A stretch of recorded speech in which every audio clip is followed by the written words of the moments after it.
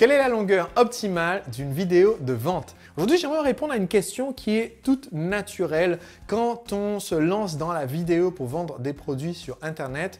La question, c'est celle de la durée. À quel moment une vidéo de vente est-elle trop courte ou trop longue? Faut-il croire les médias et les blogueurs qui nous disent que l'attention des internautes n'est plus ce qu'elle était avant et qu'il faut absolument faire la vidéo la plus courte possible? Tout d'abord, la réponse est non. Vous ne devriez pas faire la vidéo la plus courte possible.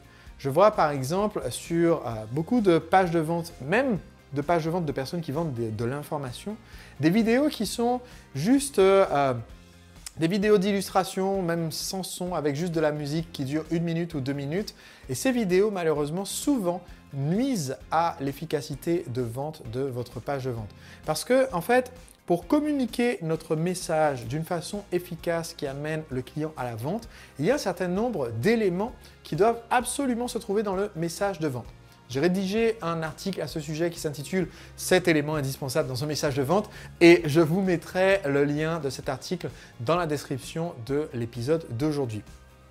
Quand vous avez assemblé ces éléments, quand vous avez le maximum de pouvoir de persuasion présent dans votre script pour une page de vente ou vidéo de vente, eh bien, ajouter d'autres éléments qui n'apportent rien à la vente, comme de la vidéo muette, des génériques et ce genre de choses, c'est bien entendu superflu. Donc, le but en fait, c'est de faire une vidéo qui dise tout ce qu'il faut dire en un minimum de temps. Et pour donner une estimation de la durée optimale, même si ça dépend évidemment énormément du produit, comprenez bien que parmi les vidéos que j'ai créées pour moi-même, que j'ai créées pour mes clients et que j'ai vu mes clients créer avec ma méthode, parmi les vidéos qui ont le mieux fonctionné, la durée optimale de ces vidéos se trouvait entre 10 minutes pour des produits plus d'entrée de gamme avec une décision relativement instantanée d'achat, à 20 minutes pour des produits où il faut un peu plus d'éducation du prospect. Entre 20 et 40 minutes, je dirais, c'est la durée optimale pour la plupart des situations.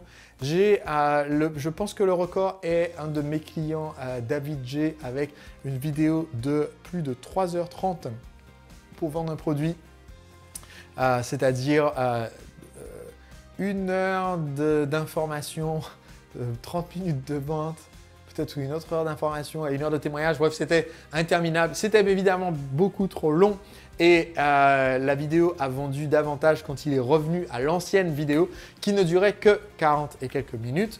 Donc, ce que je recommande en fait, c'est d'essayer de tenir dans ce laps de temps de 20 à 40 minutes. Si vous êtes débutant, visez plutôt court que long. Une des meilleures façons d'améliorer une vidéo de vente, c'est souvent de tailler dans le gras et d'enlever des choses. Parce que bien souvent dans un message marketing, eh bien, il nous faut à nous, l'entrepreneur, du temps pour se chauffer. Et en fait, ce qui se passe, c'est que ce temps de rodage, il se retrouve par la suite dans le message de vente parce qu'on l'écrit en général chronologiquement. Et donc en fait, le temps que vous avez mis pour vous chauffer, eh bien, fait que tout le début de la plupart des textes de vente écrits par des entrepreneurs qui sont des communicants débutants, platitude. La plupart des textes de vente écrits par un entrepreneur communicant débutant, voire intermédiaire, vont commencer par des platitudes du style « Dans notre société moderne, on nous fait croire que blablabla » ou alors « Racontez votre vie de façon complètement inintéressante ». Et en fait, la meilleure façon d'améliorer une vidéo de vente, c'est souvent de couper le début et de rentrer directement dans le vif du sujet. Ce qu'il faut faire attention par contre, c'est ce n'est pas efficace d'analyser la rétention d'une vidéo de vente pour trouver les endroits ennuyeux à enlever parce que la grosse différence entre une vidéo de contenu, par exemple, cette vidéo que je fais aujourd'hui, c'est une vidéo de contenu, je la mets sur YouTube, YouTube va me donner des statistiques de rétention et donc si je voulais faire une meilleure version de la même vidéo, je pourrais utiliser ces statistiques pour enlever les parties où les gens s'en vont et pour avoir donc une vidéo où davantage de personnes arrivent jusqu'à la fin. Pour une vidéo de vente, je ne veux surtout pas faire cela.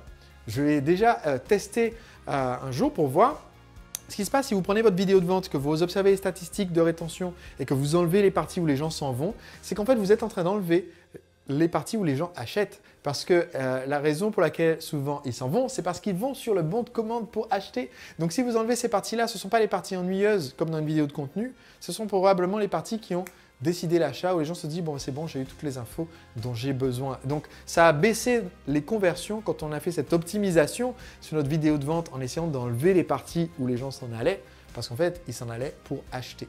Donc en résumé, quelle est la durée optimale pour une vidéo de vente? C'est réussir à placer tous les éléments indispensables en un minimum de temps. Si possible, supprimez ce que vous dites au début parce que c'est chiant et que ça ne correspond pas aux éléments indispensables la plupart du temps. Et essayez de tenir dans un laps de temps maximum entre 20 et 40 minutes. Si possible, entre 10 et 20 minutes pour la plupart des produits, vous aurez de meilleures performances parce que davantage de personnes auront vu votre message en entier et parce que ça vous force à parler moins des caractéristiques du produit et davantage des bénéfices que ça apporte aux clients. Évidemment, ça va aussi augmenter vos ventes.